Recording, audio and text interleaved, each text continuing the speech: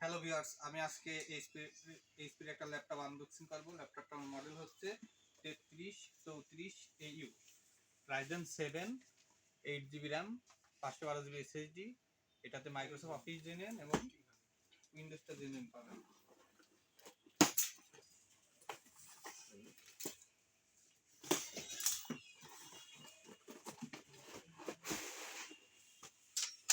ল্যাপটপের কালার হবে blue colour, Ryzen 7।